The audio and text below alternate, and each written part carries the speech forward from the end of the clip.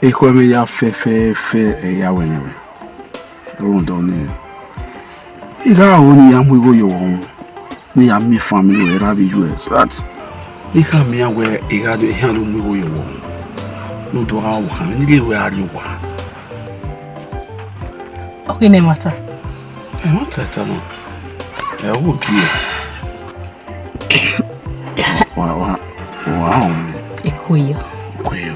Iga wewe. Wesi. I'm so happy. So that's you are really listening me and I have there. Okay. Jerry. Kedene nakpa. Awe mo wa me everything. Kibiwe. Imi ya fe ni you. Beg no mic beg bina. La hope. Ya pome. Am I saying? Osatu. Eni agbera ne. Owe etegari ne. Agi yo balo. Emi amini ya ne. Eni agbera ne. Owe se.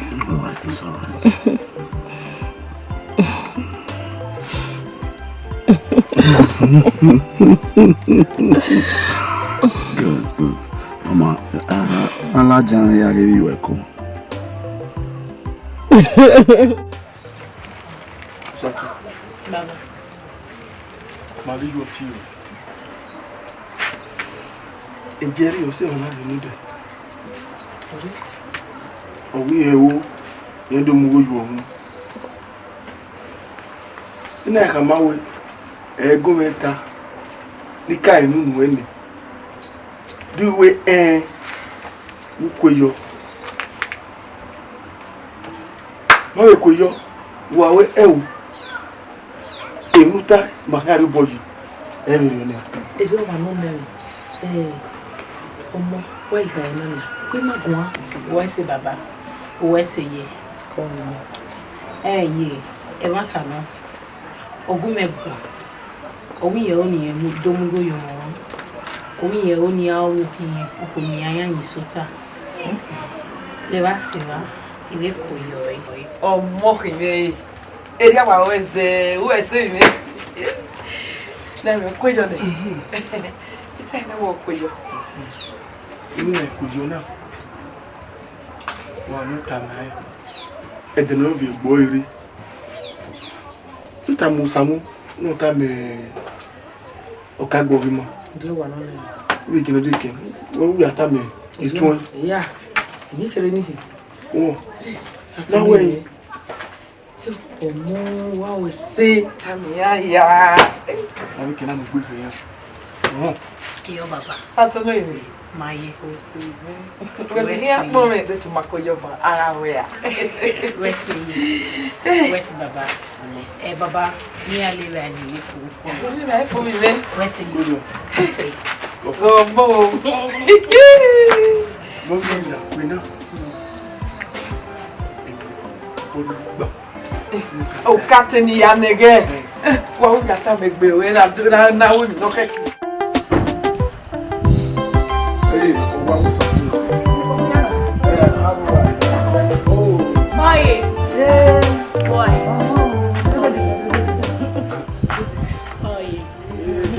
Oh yeah, c'est ça. Koyo, non ça. Il joue là. Eye me no. Eye, d'accord. Ewe osato yo sato e na ri. Okay. Ona ti sato ni kele sato wa sin. Okay. Yes. Jerry. E wa so e. Mo ba je wa. Eye me no. Eye wa ka ipe. E ka wa je wa. So be ge. Yo sato wa sunu. Wala wa. Obi o me na setting ba. Wasun lebe. Wasun lele me. Bije mi da oji bi. Ah, biyo. Wasun dan dan.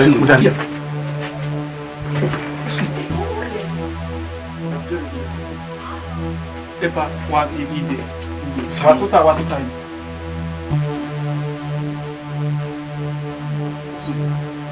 Ebe okabu na lelu ma zere hase. Ega una yegere. Ngo wi ye ya bo bi ni le do bara ni da ko. No, mama to offend them. Obviously, no one see how they are like. Era la wa tu ebe la wa. Papa, ya le do ni. Okay, na mo ti ma. Okay, na him no sunu. E ke wa se ti pa mi lo, wo gi o me. Se ti gba. E wa pa mi lo. Ni je no mo na le no pe. Bí mo rí ka offend them ma o se na we are with the. Okay, na mo ja go.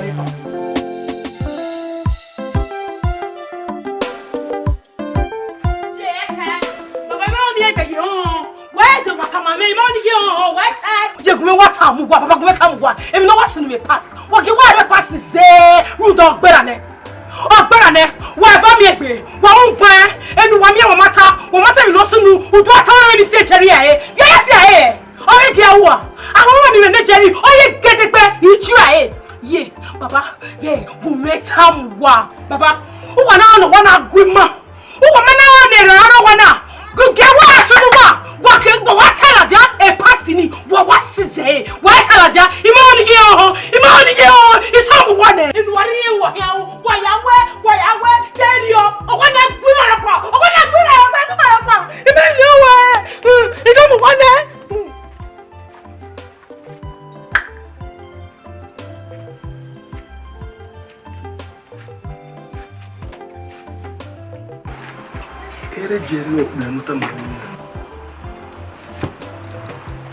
No. How? For Miami. For Miami.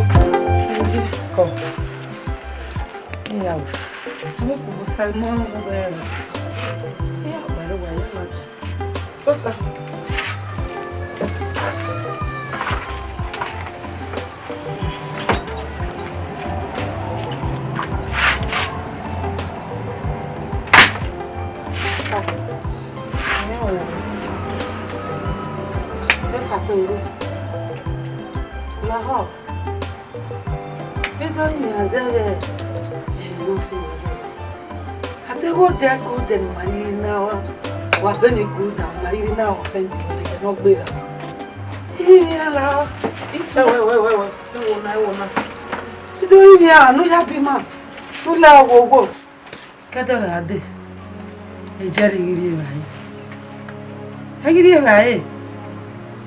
O pa wo bi afi o be de ma egbe odun la wa basi. O we ni na ma ko ni yeri o sa to wa ni gbe mami ye. La ha. E wo da. La ha. E wo no. E ni kan ni ma ni ri o e. Me ga no gbera. La nu ya bi ma. Me ga no gbera le la wo. No. Zigeri.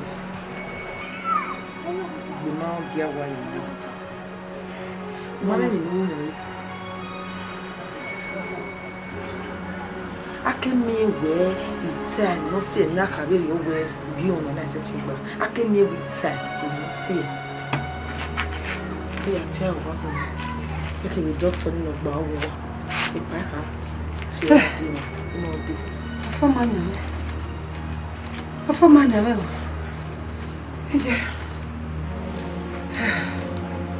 Yes, Ikpe han iwa je na no da fun yawo 6 years.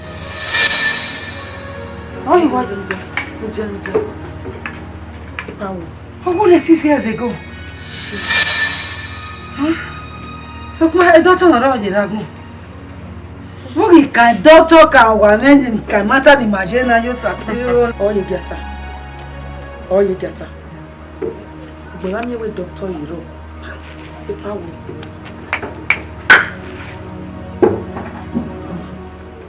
I'm doctor no dey.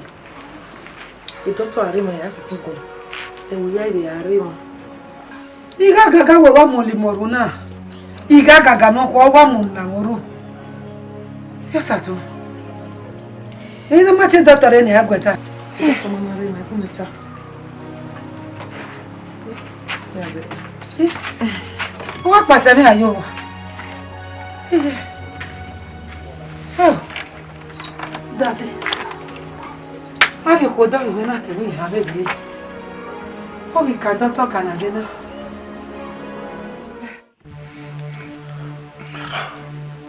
Jerry. Kahama wene unu gbadu ri. O ye si agbegbo abame. Oh now. Why don't you just try and take off your mind out? Yeah, when you worry, then move on. Moreover, a big band you are not someone who wrote no it appreciates you, no it way. We know it be lily ways no kicking. Why are you killing yourself? The mother standing me up on us. Okay, we come okay now. If not really soon, we're gonna be near forget it. Near the yogi do yagi agobewa. I don't understand. I don't know what is going on. Anything but that's not of, it's none of my business. What do you make one now? You are a man. Well, okay. We are in a big banner. So the marriage, you go now to have a problem in ways. For like this now, for some time now, you've been looking very weak. We hate her red boy now. It's not fair. I love her so much. If my marriage, it might be how it might be as in. Then you want to kill yourself? Okay, why hear you, Nana? You just need to marry this girl. Why hear you? Huh? Hey, now we will get married. Just drive somewhere else, anywhere. I mean, any bar. Let me. Drive. Problemo. Yeah, baby.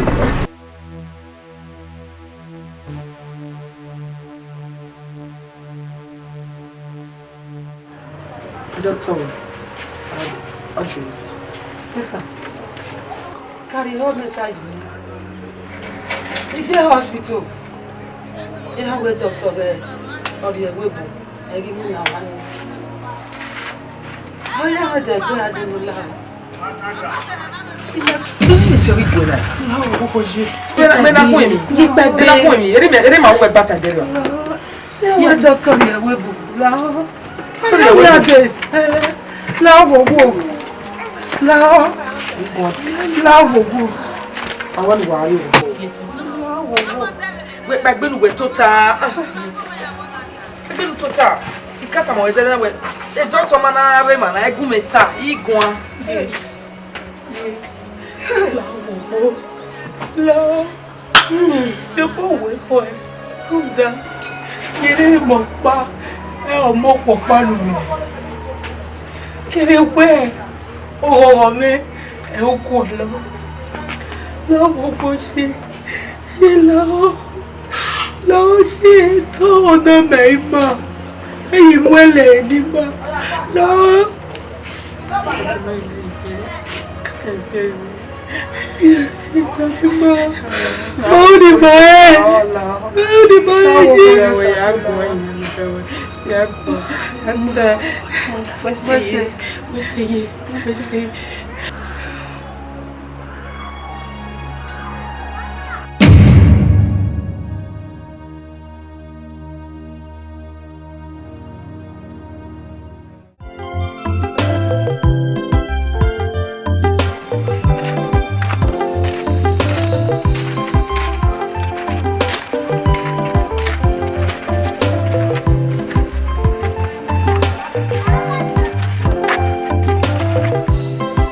How's game wanted?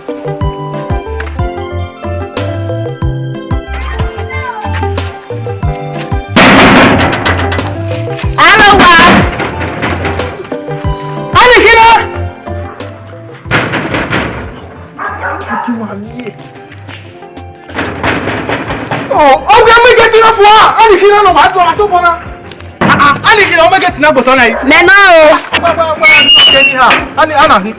Yes. Boa. I greet you. Fair baby. We cover that. Oh, yo. Ask getting your baby, Mana. He may say, Gualimuna. He has interest. Ask getting your baby. Agree. Okay, what play? Yeah, I play. Humanity, I play. We come on, wherever, Nana. Even 12 years experience in every Munana. But show me that you want to get women and money. Okay, when I was Zokosogona, are you capable? I am very, very capable. Yes.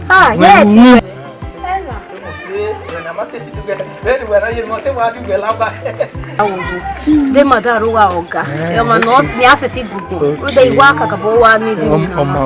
No, me not give me any. Okay, Madame Ruba. Ah, where's it? Where's it, brother? Get it, come. Now, brother.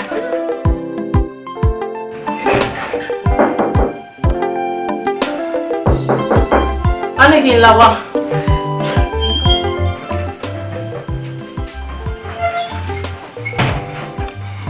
Come, madam. Mama, we are looking at Moliere. And they drop the casino. Oh, she's capable. Where's it? Come. Where here? Oh, yo. Okay. Oh. Come, madam. Come. Go here. Oh, you. What's your way? That's why. So, made the notice of your way are they? So, we understand them not mean now. You understand? General house, okay, and this is my son. Okay. Take off my son for me. Then, order for me, you understand? Because a very busy person in my working. When I okay, we went now, we have a case today, we have with ya, you know, the form of your you take care of him. Maybe you are not counting me while we are away. Okay, madam. Female way. You can win you know. Yeah, you manage this shop. No, not at all, ma. I'll say me not to apply. Okay. The experience. No experience or one man. The Malek are not lazy at all. They will want to work. You understand? And most especially my son, you take care of him well. Madam, female, okay. Oh, you. This woman. This is sort of marry. And the sort of way I read my battalion, I discuss the salary. So when I question, what did it better now? So that my don't tell me you're going to have so you walk away. At a moment, met my hair. Oh, you. Yeah,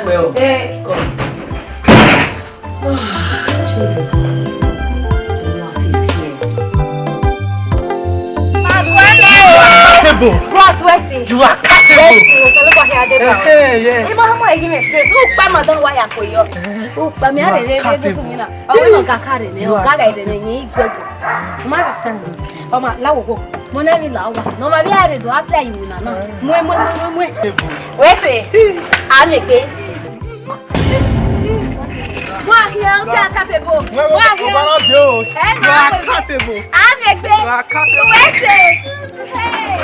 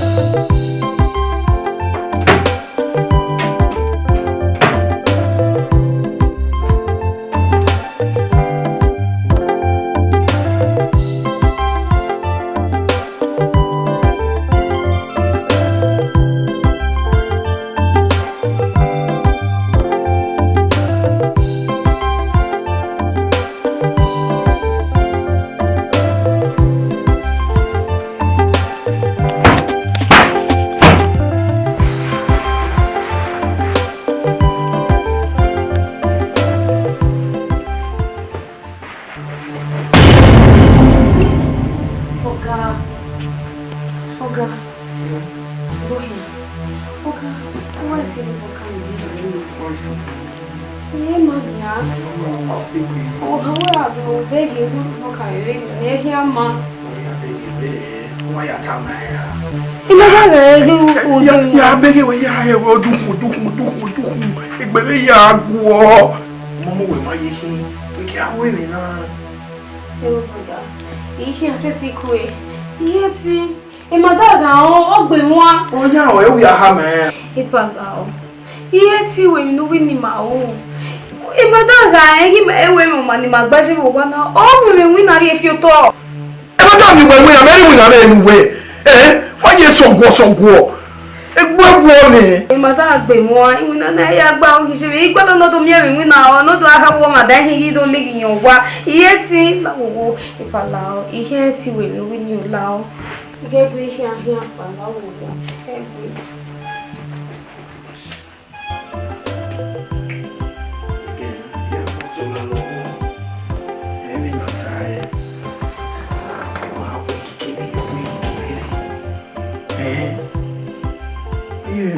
Cái nhiều nghe vô thì nhiều hơn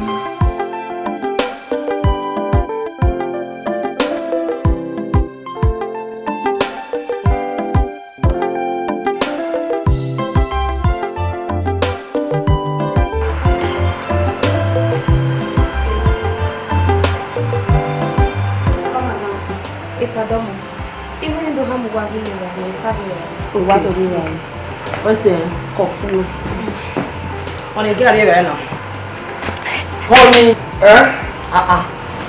ubi aje wa o ko we meta se we gari be go ma ho wata ba we yin se ne be na ri be okay I already had the bawe. I'll try you soon now. like Yeah, I'll try you soon.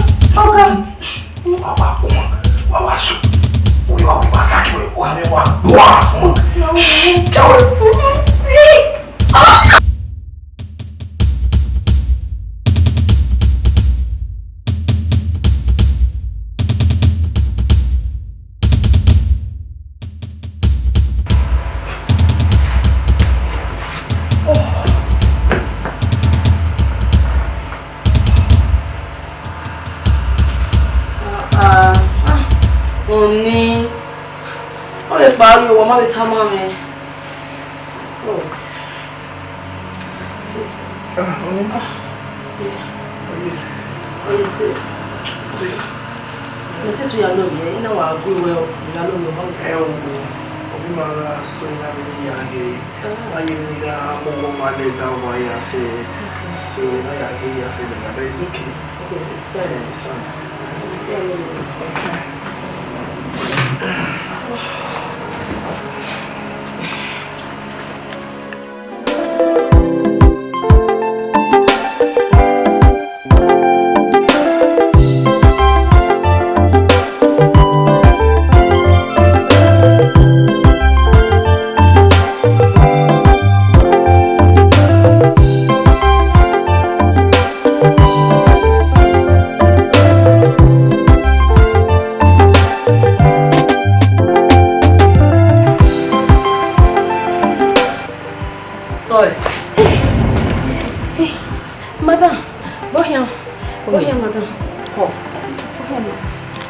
Are you okay?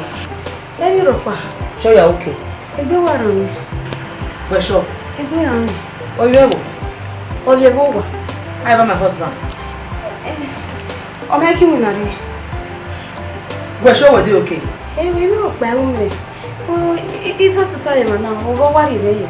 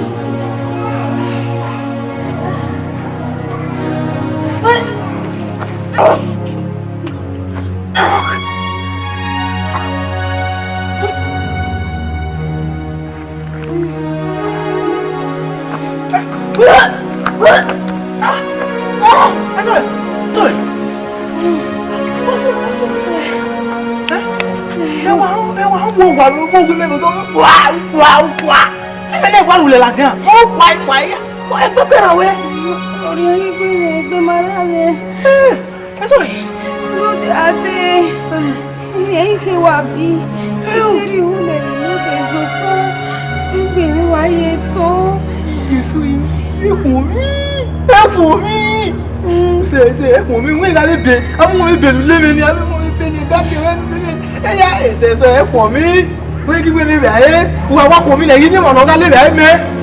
That's why we will have. If I will buy. Hey, Bwana. For me. Say, go on. Olegi kwele. Ideni halu bi e wo wa be no ga wo happy. Olegi kwele o.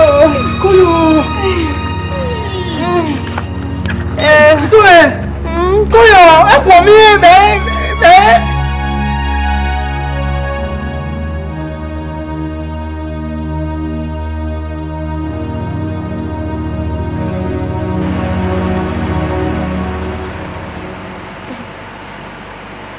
Pardon.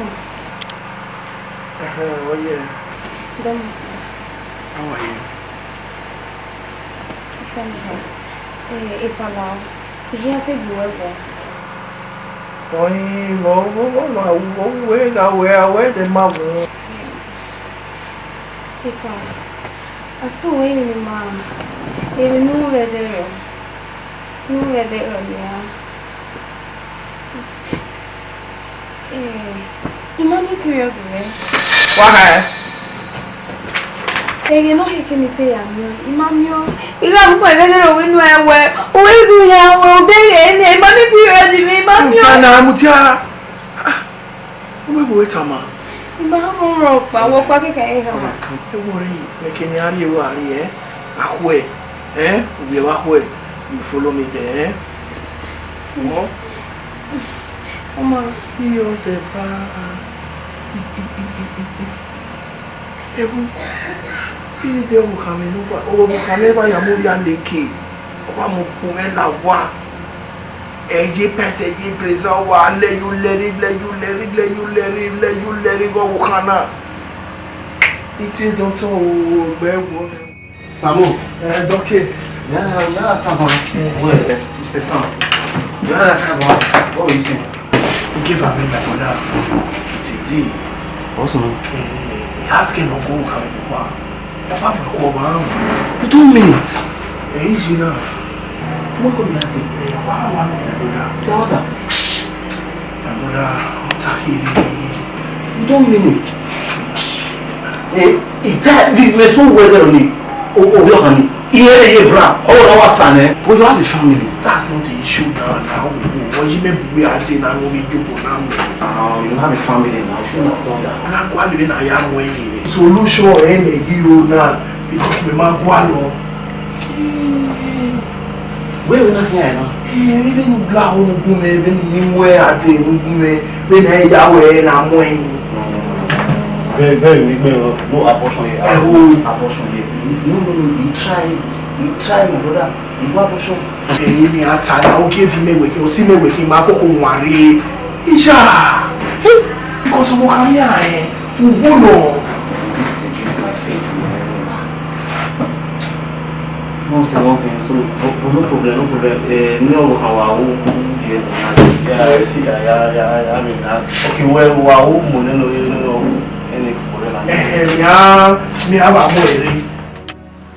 I will help you know why you are here,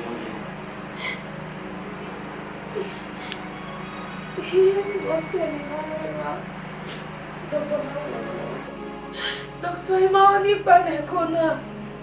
You tell me Baneko. Yawu. Doctor Lawo, why Imani? Konarita is against my faith. So, ma, I am going to leave this baby on 2 conditions. Doctor Lawo, First,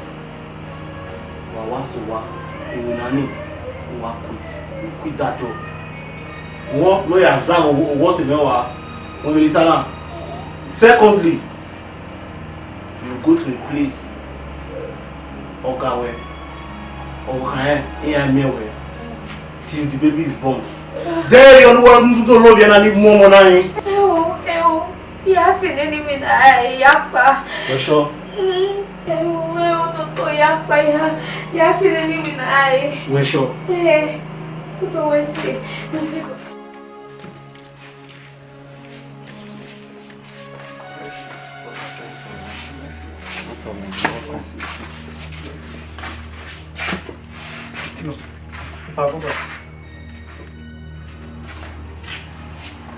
Nurse, the patient that was brought in yesterday, hope she's responding to treatment. yes, sir, she's welcome. Alright, you get me that file, okay?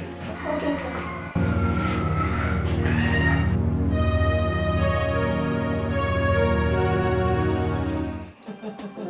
Jerry, now we funny, eh? What be what's say ba? Wo me that has the big yeah o. E gbe na wa wo me. Ina we o gele e wo mo re promotion.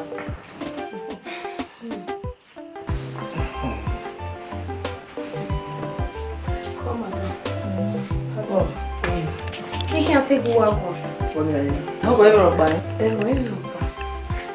Even the ham over there, a good manager. So, what's his name? Not TV. But we need more engineer at the way. He ain't going to get it. And now we need to come over here. He can't reason. What is that? Oh, favorite about what's it? Take my madam, I will bow here and I would be out there now. Oh, he can't talk to Jimmy. You know, I'm sort of baby. Oh, may you need him. I want to offend you. I was a visa, you can't buy Maccabi, Tayoto, or no notice, nothing. If you want to home, I will bow here and we will be out there. Oh, may you need him now.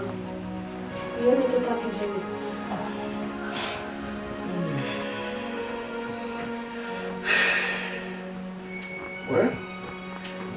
Well, there's no problem now. You can't travel now. One need anything, don't hesitate to come. You money they will look back.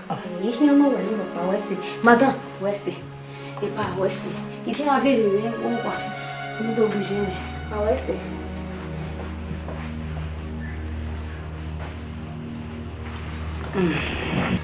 Who will offend here? I be talking about the no where to go offend here. Why I mean, why you so worry here? Make it one am make baby. Hey! Hey!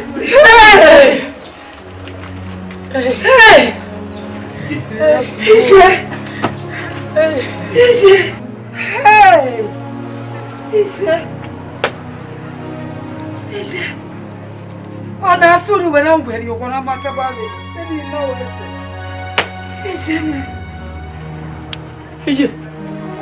Hey, Baba, bien, c'est ça tout.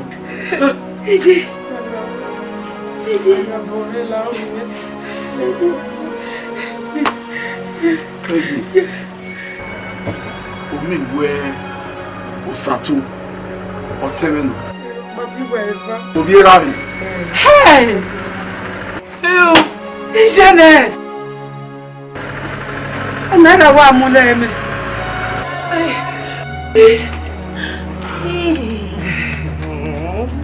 Tá fora.